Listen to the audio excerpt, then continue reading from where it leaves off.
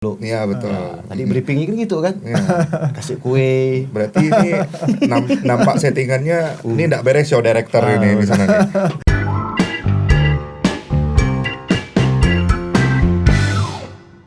Nyong, wah, Bang Nyong atau Bung Nyong? Bung, lebih. Bung ya? Ya, Bung. Kita panggil Bung aja lah ya. Iya. Bung Dendi, Pak. Dendi. Dendi. Nah, Bung, siapa sih aslinya namanya?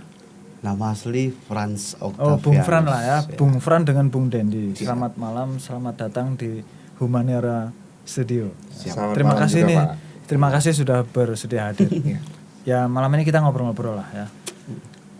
Terutama tentang saya masih belum puas lah Iya. dengan beberapa jawaban dari pertanyaan yang sudah sering saya tanyakan sebetulnya. Iya.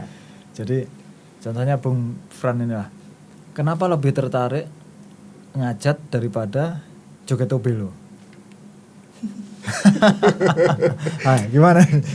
Kenapa lebih tertarik Ya. ngajat daripada joget obelo? Bukan mungkin, karena memang pertama saya dilahirkan memang di Kalimantan ini. Oh begitu. Ya, orang tua dari sebelah itu Dayak di Melawi, Dayak Keninjal. Oh. Nah, lalu orang tua perempuan itu dari Maluku. Oh begitu. Ya. Saya pikir asli memang Maluku terus Tidak. datang ke sini. Rupanya blasteran juga. Blasteran, siap. Oh, Terus, jadi kenapa tadi lebih dominan di gerak tari Dayak dibandingkan gerak dari tari Tobelo?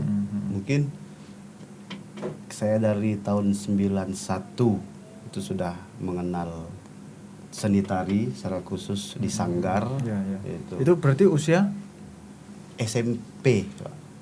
SMP ya? Ya, SMP saya mulai aktif. Masuk SMP 91. Iya. Di SMP ya, masuk SMP kan. Ya, ya. 85 saya lahir. Heeh. 91 itu udah mengenal Ya, ya, tari. ya. Terus ya memang diajarkan dari dasarnya itu ya memang tari Dayak tadi. Dikenalkan oleh siapa itu? Penata tari kita Bang Rudi Iya. Maman. Nah, artinya sebelum atau dikenalkan Permisi, Pak. kepada Operator kasih kode kayaknya mic-nya kurang naik. kurang masuk. Oke, maaf, Pak. Jadi kemudian kenal dengan penata tari itu dikenalkan oleh siapa? Karena di Sanggar, karena memang di Sanggar. Berarti memang hasrat dari pribadi lah ya. Yes, Nah karena itulah makanya saya tanyakan itu, Bung Dendi. Iya. Bolak-balik saya tanya ke orang-orang, ini ada apa sebetulnya Sintang ini kan? Atau Kalimantan Barat lah ya? Iya. Kok beda dengan daerah lainnya? Seperti yang malam itu saya tanya, Ya. saya sampaikan juga kan, Ya. kok pemudanya begitu mencintai budayanya, kemudian akhirnya karena cinta, akhirnya ya beraktivitas di situ gitu loh. Yang akhirnya itu disebut sebagai pelestarian budaya. Pelestarian kan? budaya. Itu yang saya ini tambah lagi kan poinnya kan. Oh ternyata dari kecil memang sudah ingin ke Sanggar. Ya. Nah, saya pengen tahu kenapa sih kok waktu itu punya keinginan kemudian ke Sanggar gitu. Oke, menarik pertanyaannya. Iya. Kita sebelumnya pernah juga tanya jawab gini sih di radio. Radio di Pertanyaannya Sintang. sama nggak? Yes. Oh gitu. Sama kurang lebih. Ditanya kenapa ingin melestarikan budaya gitu. Ya karena memang yang bisa saya lakukan hanya itu, Pak. Simple aja sih. Karena dari orang tua juga dulu almarhum papi saya itu orang penggiat seni juga. Ya. Oh, Beliau juga dewan adat. Ah. Jadi dari kecil tuh kita udah diajarkan tari seperti ini loh, tari Dayak. Terus pas SMP panjang sih sebenarnya ceritanya, Pak. Pernah sempat diusir juga dulu. Enggak apa-apa, panjang kan ini biar durasinya panjang juga. Dulu pernah diusir juga dari rumah Oh, oleh orang tua karena tidak mau menari. Bukan. Fokus. ya sayanya yang salah mengatur waktu. Jadi tanggung jawab saya di rumah itu saya abaikan. iya. Belajar saya abaikan, kerjaan rumah saya abaikan. Itu salah Makanya waktu kita siaran juga kemarin saya mengingatkan untuk generasi muda yang di bawah saya secara khusus, tugas tanggung jawab kita tetap di rumah itu yang utama dengan orang tua. Ya saya pikir kayaknya di sini itu nggak perlu ini deh, apa namanya, terus kemudian anak-anak mudanya dihimbau untuk melestarikan budaya. Ya sudah dari kecil, ya kan? Serius. Yang saya kemarin sampaikan juga itu ada yang lulus SMA, ku dorong untuk kuliah nggak mau, lebih ingin ke sanggar. Itu ya itulah, saya belum habis pikir apa sebetulnya yang ada di benak mereka itu, kemudian kok ingin melestarikan budayanya gitu kan. Kalau materi enggak? Kayaknya kurang. ya artinya apalagi itu kan. Yang kemudian ya katakanlah tidak signifikan memberikan hasil secara finansial lah ya. Nah, tapi kebanggaan hasratnya masih ada gitu. Itu saya masih pengen gali apa sih sebetulnya yang menjadi apa ya penyebab utamanya itu. Kalau Bung Dedi gimana? Ya. Ketertarikan anak-anak muda Sintang khususnya Pak untuk ikut andil di pelestarian budaya. Contohnya misalnya ketertarikan di tarian tradisional dan lain sebagainya. Menurut saya Kabupaten Sintang salah satu kabupaten yang berhasil membangun citra ataupun membuat ikon-ikon daerah yang melekat ke kita anak-anak muda. Misalnya dari pelang-pelang nama yang ada ukiran Dayak dan lain sebagainya. Jadi kita mulai mengenal. Kemudian dari kecil, ini balik lagi berarti saya cerita pengalaman pribadi berarti. Ya. Saya mengenal musik dulu Pak. Jadi SD saya mulai mengenal musik daerah. Saya mengenal musik Melayu. Saya belajar musik Melayu, cengkok Melayu seperti apa dan lain sebagainya, sampai ke musik keroncong. Kemudian SMP, ketika itu saya menang lomba puisi, ditawarkan untuk main di teater tradisional, teater Lantang waktu dulu ya Bang ya. Nah, teater Lantang waktu itu menawarkan, ayo kita gabung di teater. Nah pada awalnya mungkin nggak begitu interest Pak, nggak tertarik, yang nggak gimana. Oh tapi pengen coba. Umur segitu kan pengen coba, pengen ngelihat seperti apa sih teater dan lain sebagainya. Terus saya lihat di situ emang benar-benar digodok apa sih kalau di ini ya memang benar-benar dilatih. Jadi ada olah tubuh, kemudian kita olah rasa, olah sukma, kemudian ada bagaimana caranya kita mempunyai imajinasi dengan cara mendengarkan musik, terus kita aplikasikan dengan gerakan-gerakan dan lain sebagainya. Ternyata tidak sederhana. Tetapi bisa dinikmati Pak.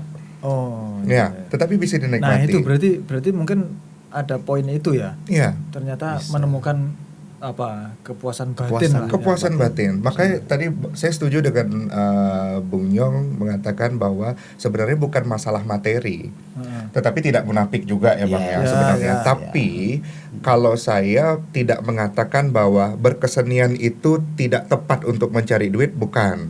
Tetapi hanya kurang tepat Pak. Bisa Pak, berkesenian bisa cari duit di situ, ya kan? Cuma kalau menurut saya hanya kurang tepat saja. Kurang tepat dalam arti gini, kita memposisikan gini, kalau kita di Sintang, kita punya pekerjaan pokok, tetapi kita masih bisa berkesenian. Punya pekerjaan pokok. Ya, pekerjaan pokok untuk dompet, berkesenian untuk hobi Pak. Kepuasan batin. Jadi itu dia Pak. Jadi sekaligus akhirnya melestarikan budaya. Iya, sebenarnya Pak. Jadi kalau saya tadi dari Bung Fran tadi yang kemudian ceritanya dikenalkan oleh orang tua atau gini dulu lah, bahwa adalah himbauan-himbauan, kemudian mencintai, kemudian dihimbau kepada kita semua generasi muda untuk melestarikan budaya. Saya pikir di daerah lain pun juga seperti itu. Sama sih ya. Tapi kok tidak seperti di sini gitu loh. Jadi akhirnya menumbuhkan rasa bangga saya kepada Sintang khususnya atau Melawi, Kalimantan Barat gitu kan. Ya, artinya bahwa ternyata generasi muda itu masih ada yang kemudian kalau selama ini kan mungkin secara universal generasi muda kita ini lebih cenderung ke barat-baratan misalnya kan. Kemodernan modernisasi. Modernisasi. Termasuk aku juga kan. aku ini suka lagu barat juga kan. Tapi Kalimantan Barat juga suka. Yes. Jadi barat di Kalimantan Barat Pak ya. Mungkin nanti Dendi bisa menambahkan. Saya dulu pernah dikasih statement oleh pelatih. Ditanyakan, kamu mau jadi pekerja seni atau pecinta seni? Ya, kalau pekerja seni memang kita mencari makan di seni tadi. Betul. Setiap hari ya ada yang dibuat kayak ukir ya, patung. Kalau macam kami ini kan ya pecinta seni, lebih ke pecinta seninya. Dan dulu kenapa saya mengambil seni tari? Saya berpikir saya bisa keluar kota. Simpel, pikirannya simpel. Simpel. Gimana ya rasanya keluar kota barengan sama teman-teman, rombongan gitu kan. Terus kita bisa bawa nama harum daerah dengan cara memperkenalkan tari tradisional ke daerah lain. Tapi ternyata Bang Tambunesia itu bahkan sampai ke luar negeri. Belgia, sampai ke Belanda. Coba. Itu karena main sape. Jadi memang bisa membawa kita kemana-mana kan. Salah satu poinnya ya. Oke lah, kalau Bung Dedi, masa kecilnya di Landak ya? Oh enggak, saya di Sintang. Saya kelahiran Sintang, sekolah di Sintang. Kemudian setelah SMA baru saya hijrah dari Sintang, pindah kali ya. Kemana tuh? Pertama ke Pontianak dulu Pak, kemudian saya ke Landak. Pontianak hanya 1 tahunan, kemudian saya hijrah ke Landak. Yang tadi katanya jadi penyiar radio tadi ya? Iya benar. Jadi saya rasanya kayak gini nih ya? Iya rasanya kayak gini. Studionya, wah ini kayaknya memori saya mulai mengingat-ingat kembali ketika saya di Landak. Itu penjiwaan tadi ya? Iya benar. Mendengarkan musik, terus apalah segala macam itu ya? Kalau gini enak Pak. Langsung ada orangnya diajak ngobrol. Kalau radio kan hanya mic doang. Ngomong sendiri, ketawa sendiri gitu kan. Nggak ada lawangan ngomongnya. Paling hanya terima SMS mention dan lain sebagainya ini itu. Kalau radio, tapi kalau di radio di tempat saya siaran dulu itu memang lebih ke berita Pak. Jadi berita daerah, berita nasional kami beritakan di situ. Ya ibaratnya RRI-nya daerah lah. Berarti radio swasta? Radio swasta. Kerjasama dengan pemerintah. Atau ini? Komunitas? Bukan? Enggak juga Pak. Memang kita radio yang berdiri sendiri, satu perusahaan yang bekerja sama dengan pemerintah untuk menyiarkan berita-berita daerah. Khusus untuk Kabupaten Landak saja. Ya, swasta setengah negeri lah. Iya. Ada setengahnya. Ya. Swasta tapi kerjasama dengan pemerintah. Betul. Swasta setengah negeri. Oke lah, berarti sekarang Bung Fran dengan Bung Dendi ini ya penggiat seni, kemudian apa lagi ya? IO juga ya? Atau apa? Beliau. Oh gitu. Jadi IO juga ya? Selain penggiat seni ya? Saat ini sekarang. Dalam 3 tahun sih. 3 tahun. Dalam 3 tahun. Berarti memang sudah ada timnya gitu ya? Sudah. Puji Tuhan. Dan ini termasuk juga tim gitu. Yang selalu support kita di. Nanti mana tahu lah pas aku mau pergi dari sini toh ada. Mau kemana Pak? Ya kan aku nggak mungkin lah di sini terus. Iya benar. Belum lama kita ngopi. Jangan jauh-jauh Pak.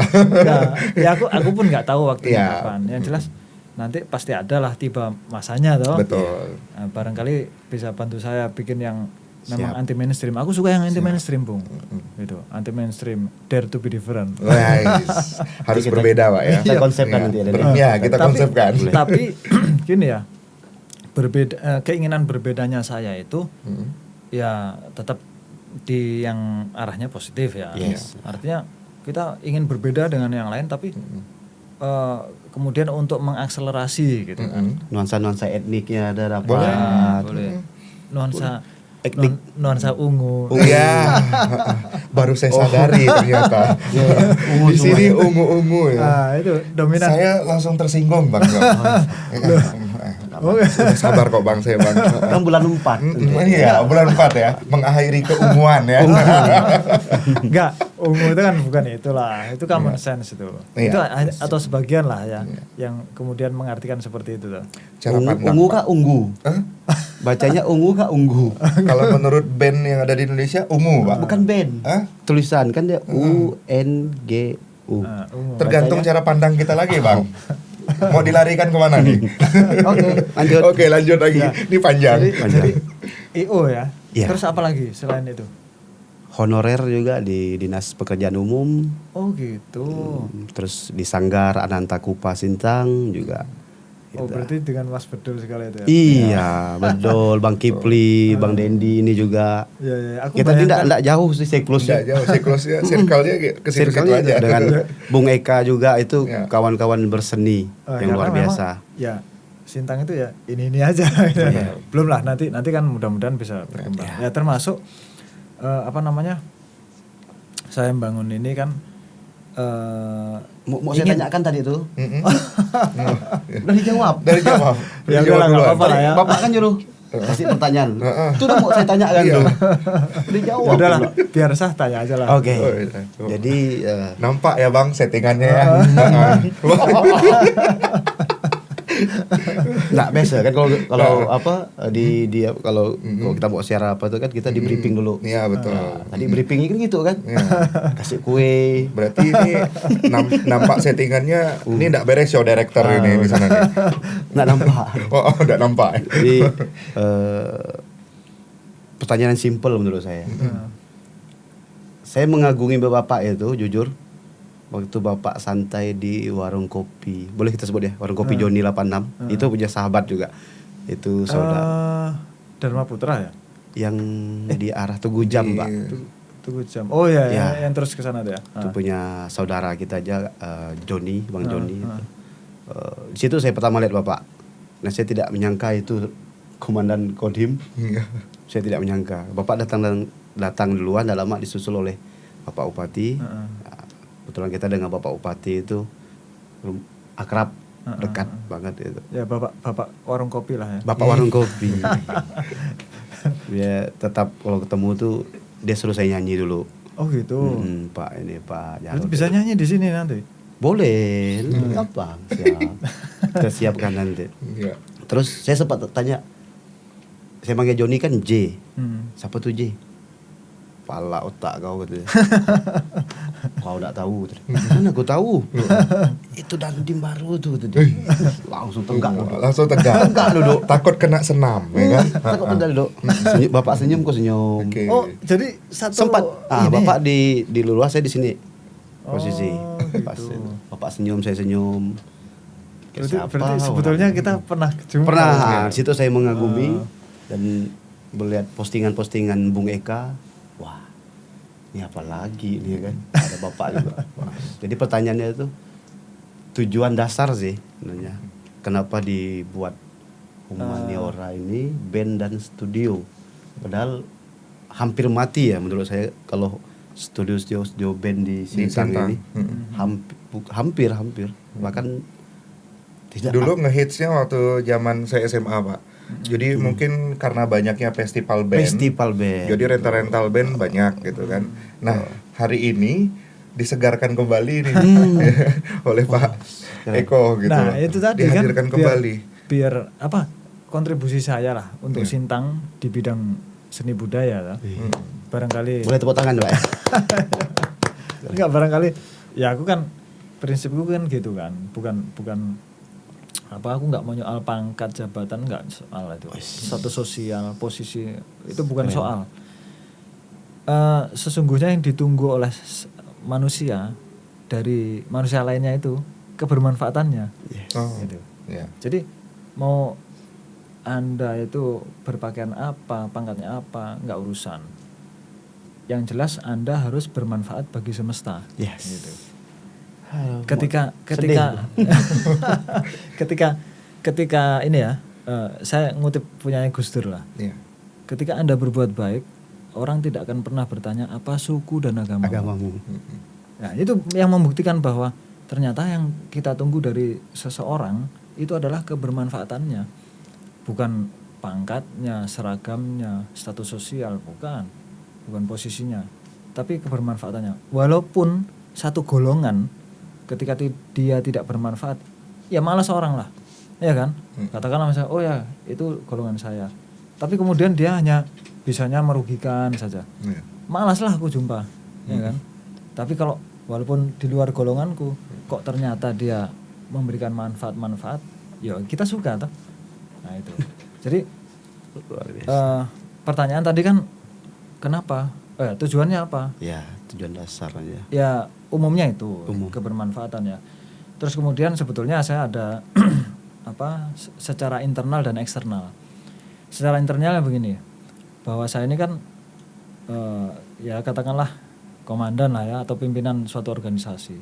Maka saya bertanggung jawab untuk bagaimana memelihara moralnya anggota saya. Atau karyawan lah ya. Berarti kalau aku pimpinan perusahaan itu, karyawanku moralnya harus tinggi agar kinerjanya tinggi. Kalau kinerjanya tinggi berarti tugas pokok itu terlaksana dengan baik, tujuan organisasi tercapai, kan gitu. Nah salah satu memelihara moral itu ya dengan rekreasi. Rekreasinya apa? Musik, kan gitu. Maka aku bangunlah ini. Itu secara internal. Secara eksternal ya gampangannya malam ini akhirnya aku bisa ngobrol dengan Bung Fran, Bung Dendi. Artinya eksternal saya gitu. Yang pada akhirnya itu berkaitan dengan tugas pokok saya sebagai ya tugas pokoknya sebetulnya gini. TNI Polri kan ada kan mengayomi. Jadi ya ada ya istilahnya katakanlah tentara Indonesia itu saat ini pada saat melaksanakan tugas itu belum bisa berdiri sendiri. Dia harus dengan tentara rakyat. Kuat bersama rakyat. Itu dia. Itu dia. Nah, salah satunya cara saya berkomunikasi sosial kepada masyarakat ya melalui ini. Apalagi generasi muda. Aku kan masih muda soalnya. Masih gagah. Betul. Nah, itulah kira-kira. Terus kemudian podcast ini saya sudah sering sampaikan bahwa saya tidak orientasi ketenaran, keuntungan finansial, karena di sisi saya tuh tidak untuk itu gitu. Kalau mungkin artis, pekerja seni, mungkin adalah arahnya ke sana ya. Tapi aku kan sudah punya penghasilan sendirian, maaf ngomong ya. Nah, akhirnya saya lebih ke ya mudah-mudahan konten yang ada ini kemudian bisa bermanfaat bagi semesta atau siapapun gitu ya. Nah, kita bicarakan tentang seni budaya. Mudah-mudahan nanti terus ditengok orang, orang oh iya benar juga itu. Nah, itu. Bahwa budaya, seni itu harus dilestarikan. Terutama oleh generasi muda. Itulah yang akhirnya membanggakan saya pernah duduk di Sintang ini gitu. Jadi saya bangga. Itu Bung Dendi, saya bangga asli. Pak, kalau ada yang endorse Pak gimana? Endorse apa? Oh, nitip merek di sini. Itu makanya saya bilang tadi itu. Ya enggak apa-apa lah. Itu kan itu tadi intinya kan untuk bermanfaat. Iya, memberikan kebermanfaatan apapun itu, sebesar apapun itu. Nanti dihubungi ya perusahaannya. Jadi kita maksimumkan Bung, bahwa jangan sampailah kita itu tidak bermanfaat, apalagi sudah nggak bermanfaat merugikan pula ya. Waduh. Nah itu udahlah. Itu kira-kira itu yang berarti bisa dikatakan mungkin kita bicara podcast ya. Podcast yang Bapak bangun sekarang merupakan media komunikasi. Terus terang aja Pak, kalau udah labelnya TNI, kita rakyat jelata ini suka ngerasa yang kayak gimana gitu. Takut ya Bang ya. Mau ajak ngobrol segan, sungkan dan lain sebagainya. Apakah memang itu image yang tertanam ke ini ya? Bukan hanya saya mungkin. Ada beberapa mungkin orang di luaran sana mikirnya, aduh ada tentara lah, mending lari ya lah daripada ditanya gitu kan, daripada disuruh push up gitu. Kalau tentaranya aku masih mau lari. Enggak. Kayaknya enggak. Kita ngopi lagi Pak, kapan? Siap. Aku udah ditagih-tagih sama itu Bang, Mas Kipli itu kan. Pak, ngopi ini ada ini. Aduh, tunggu dulu, aku masih belum punya waktu ini. Ini aja tadi dari sejak pagi sampai sore terus nyambung lagi malam ini. Iya. Belum ada waktu lah nanti. Iya. Ya jadi itu yang ditanyakan ya. Iya, berarti ya ibaratnya merupakan media TNI untuk bisa berkomunikasi secara intens dan intimate tentunya dengan masyarakat yang melalui podcast ini. Dan kemudian yang kedua, Pak, pertanyaan saya, ini kan banyak sekali alat musik, Pak, ya kan, alat musik. Nah, saya pengen tanya, kayaknya Bapak seorang seniman juga kan? Apakah Bapak gitaris, drummer, atau Kalau piawai di alat musik mana? Kalau tadi kan ada pelaku seni ya. Ya, pecinta seni. Pecinta seni dan pelaku seni. Pekerja seni. Pekerja seni dengan pecinta seni. Iya. Kalau aku ini kriterianya apa ya? Iya. Kayaknya nggak masuk di dua-duanya ada. Lah, Bapaknya rakyat. Enggak, aku nggak bisa main musik. Alat musik apapun aku nggak bisa main. Nggak ada yang bisa aku mainkan alat musik itu. tapi senang dengar musik. Itu senang. Senang dengar musik, ya senang nyanyi-nyanyi. Tapi nyanyi ya hanya sekedar niru-nirukan YouTube aja. Berarti vokalis, Bang. Vokalis. Jadi boleh kita tes ya. Enggak, kalau vokalis pun itu kan paham kunci-kunci lah. Ya. Aku ini nggak paham. Ya hanya sekedar ikut nirukan. Penikmat. Ya. Jadi kita tambah lagi nih. Penikmat. Pekerja seni, pencinta seni, penikmat seni. Okay. Ya itulah. Jadi itu tentang alat musik ya. Kalau yang pertama tadi gini, ini sekaligus biar masyarakat luas paham lah ya. Jadi bahwa tentara itu memang wajib seram, wajib gagah, ya. Wajib kuat apanya? Yo mentalnya, yo fisiknya. Pokoknya serba serba nomor satu lah gitu kan. Kenapa harus seperti itu? Ya, udah jelas-jelas tentara, ya kan. Tentara itu muaranya, kalau kita bicara tentang tentara, muaranya pada perihal pertempuran. Pertempuran itu bicara tentang saling membunuh, kan gitu, saling mematikan. Mana ada perang itu terus kemudian pakai bantal gebuk-gebukan kan nggak mungkin toh. Perang itu ya begitulah perang itu. Ya. Nah, kemudian kenapa harus gagah, seram, kuat dan seterusnya? Ya karena nggak usahlah tentara. Bung Dendi aja lah. Misalnya pernah berkelahi toh? Pernah. Jadi lawan kita harus seram dulu ya, Pak? Iya. Nggak usah kalah gap kalau bahasa kita sih. Itu dia. Itu dia. jadi ketika ada katakanlah dua orang berkonflik itu, itu pasti saling memberi efek gentar. Misalnya saya mau berkelahi, walaupun badan saya kurus harus saya besar-besarkan, gitu kan? Atau dan seterusnya lah itu kan. Harapannya memberikan efek gentar kepada lawan kita kan itu. Nah itulah filosofinya. Tapi tetap bermanfaat. Nah tetap ini kan saya bicara ini dulu ya tentang keseraman, kegagahan. Nah muaranya itu tadi. Ya. Terus kemudian bahwa kalau saya mengutip apa yang disampaikan Panglima Besar Jenderal Sudirman, tentara atau TNI lah ya.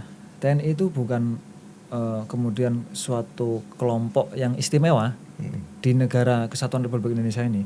Dia tidak istimewa. Dia sesama warga negara Kesatuan Republik Indonesia. Hanya mempunyai tugas yang khusus. Nah, itu saja. Nah, maka ketika misalnya kalau misalnya kita temui ada tentara terus duduk di pinggir jalan atau berdiri di pinggir jalan kok sikapnya sombong gitu. Ya, itu normanya memang harus seperti itu. Tapi ketika disapa hatinya tetap rendah gitu. Coba bayangkan kalau misalnya tentara Indonesia terus kemudian sikapnya lemas-lemas. Waduh, musuh nggak takut ini, Pak. Ya itu. Jadi seperti itu. Jadi kita itu harus seram, harus gagah, harus kuat di hadapan musuh. Ketika malam ini saya berhadapan dengan bukan musuh saya, kenapa harus saya seperti itu? Bukankah kita enak ngopi sama-sama, ngobrol, ketawa-ketawa, membicarakan tentang kemajuan-kemajuan, ide-ide bagaimana memajukan, kita kan sesama warga Sintang nih, nah, bagaimana memajukan Sintang pada kapasitas atau peran kita masing-masing. Nggak ada orang hebat sendiri itu nggak ada, Iya. Bung. Misalnya tentara mau hebat sendiri, enggak. Emang kayak aku, terus bisa main gitar, nggak bisa. Iya. Rupanya aku nggak hebat juga, nggak bisa segalanya gitu. Jadi ya itulah apa nilai tentang tentara tadi. Jadi harapan saya ya setelah saya berikan pemahaman ini nggak lagi takut gitu loh kan. Iya. Kalau melihat, Segan mungkin. Segan. eh, Lebih ke ya kita seperti yang kita bahas tadi menghormati sesama iya, manusia. iya. Ya, betul ya Pak ya. ya silakanlah itu kan kalau saya sebut begini, itu sebuah konsekuensi Iya. atas adanya eksistensi Mm-mm. yang tidak dapat saya antisipasi. Ois. Si paham lah tuh Bang. Iya.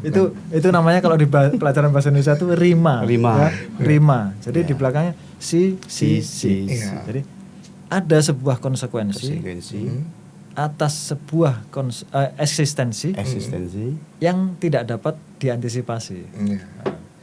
Gimana? Dengan cara membangun podcast ini untuk mengantisipasi ketakutan masyarakat kepada tentara, ya kan? Jadi makanya Bapak buat podcast ini supaya ya bisa ngobrol Tapi bersama satu, masyarakatnya. Satu, Mm. apakah hanya di Sintang dibuat seperti ini? Nah, betul. Bapak kan Eh, mungkin pernah tugas di Luar daerah ya. saya pertama di Lampung, kemudian Lampung, Gorontalo, Gorontalo, Jakarta, Jakarta, Purworejo, Purworejo. baru di sini. Kalau tugas operasi, saya 2 kali ke Aceh, 2 kali ke Papua. Wah. Ya. Pernah buat podcast seperti ini sebelumnya belum? Belum, karena Wah, memang apa ya? Ya semuanya tuh kesempatan lah ya, berdasar kesempatan. Yang mungkin jabatan-jabatan saya sebelumnya itu kemudian belum memberikan saya kesempatan untuk bisa berbuat yang seperti ini. Komunikasi kan ini kan Ya. Wadah untuk komunikasi ya, yang dibilang tadi itu. Ya, artinya memang jabatan-jabatan saya sebelumnya itu mungkin ya belum bisa lah gitu. Belum punya kapasitas untuk. Tapi udah ada keinginan gitu. Belum. Hanya sekedar apa ya? Dulu seneng-seneng nyanyi aja kalau di sebelum-sebelumnya itu. Bisa nyanyi kan? Enggak Makanya seneng. nanti kita pengen denger Pak. Walaupun satu bait atau 2 bait kita pengen denger. Ada keyboardis Ada. nasional ini. Tenang. Ini keyboardis nasional Enggak, nanti ini. pakai karaoke aja. Oh ya, siap.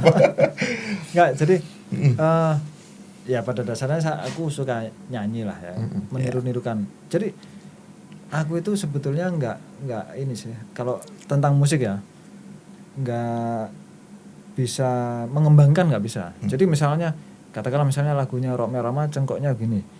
Ya sudah, itulah yang aku tirukan. Tidak kemudian aku bisa mengembangkan lagi seperti kemarin Bang siapa tuh? Bang Leo. Suaminya. Iya, Bang Leo. Wah, itu ya Saya lagi makan nyimak itu Pak. Oh ternyata Pak Dandim bisa ya. Nyanyi dangdut dia Bang. Gimana? 2 kali cover lagu. Oh. Kan 2 kali cover lagu. Oh iya. 2 kali ya? 2 kali. Kayaknya saya kudet Pak. Kurang update kayaknya. Kurang update apa enggak? Kundet. Cuma enggak Dia dipublish tidak ya, tahu. Pak, ya? Nggak dipublish. Oh udah Hanya dipublish. hasilnya disimpan di dalam HP-nya. Berarti bukan Bung Dandi yang kudet, aku yang kupeng. Kurang pengumuman. Wah. Kurang diumumkan ya. Pak. Ya itu. Jadi Oke. kalau yang tadi di ada kemudian pertanyaannya di lain tempat ya nggak ada memang. Aku ya baru di sini. Baru di situ. Aku loh ya. Ya. Atau pertanyaannya bagaimana? Untuk ini. Oh, untuk Bapak. saya. Bapak. Ya baru di sini. Itu pun awalnya saya sama sekali sih nggak ada kepikiran terus kemudian membuat video itu nggak. Siapa semuanya itu punya Pak? Ya itu orangnya. Ini Biang keroknya ternyata ada di sini ya. Biang keroknya. Pokoknya dia apa tadi tukang sate. Toh. Iya, tukang Iya. sate. Dia yang belanja bumbunya, ngiris ya, daging, semuanya pokoknya. Siapa yang produsernya? Iya. Nanti setelah 1000 subscriber baru dikasih tahu. Oke. Enggak, jadi awal saya datang ke sini, saya memang beli itu, ini apa namanya? Keyboard. ini. Ya. Pokoknya saya bilang yang jenisnya mana? Aku ukurannya gini, beli yang paling mahal. Aku bilang. Nggak, artinya gini, aku kan artinya harga tidak menjamin kualitas, Pak. Atau sebaliknya apalah, pokoknya hubungan antara harga dan kualitas itu apalah itu. Ya, kualitas itu ada Sebanding harganya. berbanding lurus lah ya. Ya. Kualitas berbanding lurus dengan harga. Maka aku bilang yang tipe mana? Yang paling mahal aku bilang. Yang mahal banyak tapi. Ya. Apa? Mau saya lanjutkan, Pak, sebenarnya. Jadi Nggak usah. adalah itu kan keyboard. Iya. Nah, ya biasalah manusia itu kan udah dapat satu minta dua. Jadi ku tanya lagi, kalau harga gitar itu berapa? Ada yang 1 juta, ada yang 2 juta dan seterusnya. Tapi yang ku tanyai ini adalah orang yang hanya sekedar bisa main gitar saja, gitu. Enggak terus kemudian dia punya wawasan Musik. ya musik atau musisi atau katakanlah sampai marketing di musik gitu. Enggak. Jadi ya sudah, pertanyaannya berhenti begitu saja. Artinya saya tidak kemudian keinginan saya itu berkembang gitu. Nah, singkat cerita saya ketemulah Mas Eka. Bertemu orang yang tepat saya. Yes. Itu betul. Memang tepat, Pak. Itu Saya betul. setuju, Pak. Jadi aku Setuju. sampai ku salam itu orang tuanya Mas Eka itu kan. Pak, Bu, terima kasih ya. Loh, kenapa? Sudah melahirkan seorang Mas Eka Putra. Dia bilang. Benar. Nah, jadi ketemu Mas Eka, saya tanya-tanya di studionya itu. Kan aku memang rasa ingin tahuku tinggi tuh. Mas, ini namanya apa? Oh, itu diffuser, Pak. Terus kayu-kayu itu ditempel. Oh, itu apa namanya, Mas?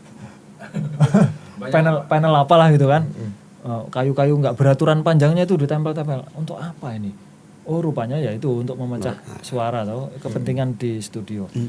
Nah, dari situlah terus berkembang. Saya tanya terus. Nah, Mas Eka juga begitu jawabnya, tidak hanya sebatas yang saya tanyakan, tapi diberi pengetahuan saya gitu loh.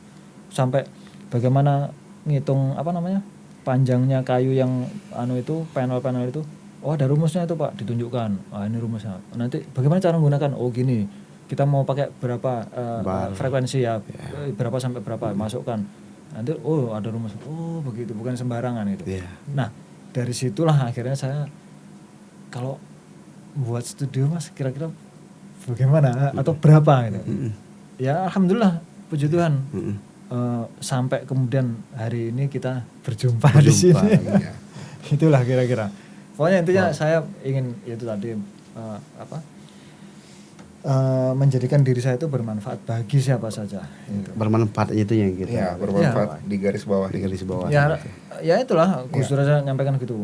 Ketika Anda bermanfaat atau berbuat kebaikan, orang tidak akan menyoal suku dan agama. Iya, betul. Itu guru besar. Terakhir boleh ngopi enggak, Pak? Silakan. Kita minum dulu lah. Gila, ini gelasnya aja udah di branding nih, Humaniora. Itu, Pak, tadi aku baru dapat info, sanggarnya mereka ini juara nasional ya. Ya. Baru saya dapat pengumuman. Iya. Itu lagi. Jadi begini. Penata tari terbaik ya. Jadi gini. Iya. Aku ya di Sintang ini di rentang waktu saya datang ke Sintang itu tanggal 30 lah ya. 30 Desember 2019. Pagi hari ya. Kira-kira jam 5:30 lah gitu. Karena berangkat dari Pontianak itu jam 11 malam. Nah, dari rentang waktu itu sampai ke sini ternyata dinamika yang dihadirkan pada saya tentang Sintang ini memang keren. Ya oke lah, di satu semua itu pasti ada kelebihan dan kekurangan. Tapi ini kelebihannya nih luar biasa itu, atau keren, sangat keren. Apa itu? Kabupaten menang lomba video inovasi ya. Terus kemudian kemarin saya dengar siapa yang paling baru ya? Oh ini Bang Tambun. Kemudian apa lagi? RRI Sintang itu Pak Taufik kalau nggak salah itu ya, itu juara 2, juara 1 tingkat nasional. Terus apalagi yang lain-lain banyak pokoknya. Ini adalah lagi Pak Adrianus Limbay, Kepala Desa Pauh Benua, Kecamatan Sepau. Itu salah satu dari 4 kepala desa ya yang mendapatkan penghargaan dari Kementerian Keuangan karena transparan menggunakan atau mengelola anggaran dana desa. Wih. Salah satu dari 4 saja se-Indonesia gitu yang mendapatkan penghargaan itu. Loh, Sintang. Gitu loh. Yang awalnya saya nggak tahu di mana Sintang itu. Iya. Di peta aku kecil. Lah aku mendapatkan perintah untuk berangkat ke sini, Bung ya. Kemudian di Sintang. Hah, Sintang? Mana Sintang itu? Aku nggak ngerti. Kalau Kalimantan Barat tahu, Pontianak tahu, ya. Artinya dulu pelajaran lah ya. Tapi Sintang tuh nggak pernah bunyi gitu loh.